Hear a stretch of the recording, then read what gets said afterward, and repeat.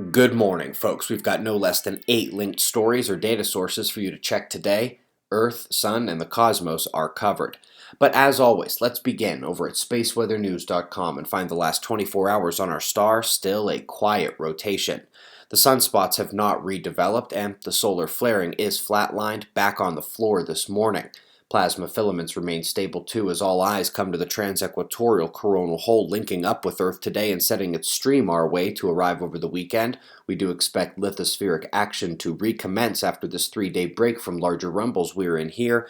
The only ground-based story yesterday was the Cleveland volcano getting active up in the Aleutian Islands of Alaska. Folks, they've updated the ENSO index, and now it includes the March data. They have painted blue the last 5 3-month averages as an official La Nina now, been near a degree below average temperatures in the Central Pacific. Before we get to some papers today, I wanted to share an aesthetic piece out of Iraq. This basin is one of the most incredible sights you can see from above in this part of the world, but speaking of sights from above, you won't believe what birds can do. Studies out of Germany and Sweden, unconnected, have both concluded that the Cry4I protein is sensitive to magnetic fields. Humans see in the visible spectrum, some insects have some UV in their toolbox so they can find certain flowers, and whether birds are seeing the low-frequency EM vibrations from the magnetic fields or are simply able to see the flux themselves is an open question, but what isn't is the mechanism. It's not ions in their brain or their beaks, it's in their eyes. Up next, another paper from a well-respected group that includes observers' favorite Usoskin.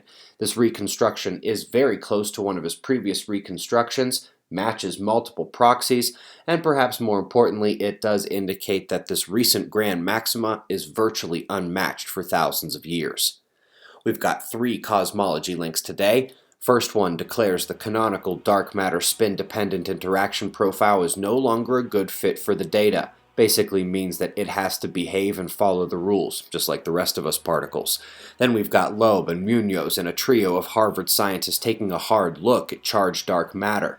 By the way, an electromagnetically charged particle is not standard dark matter, but is indeed something that fits the electric models. Lastly, folks, it can be hard to catch up if you are into cosmology as much as we are, but a skeptic's guide can always be helpful. The successes, the failures, and the ultimate conclusion that we haven't figured it all out just yet. Website members, we took a brief look at Africa splitting in two in your deeper look section yesterday with a focus on recent plate movement news. We've got your wind maps and shots of our star to close. We greatly appreciate your support. We'll do this all again tomorrow, right here, but right now it's 4:35 a.m. in the new Valley of the Sun. Eyes open, no fear. Be safe, everyone.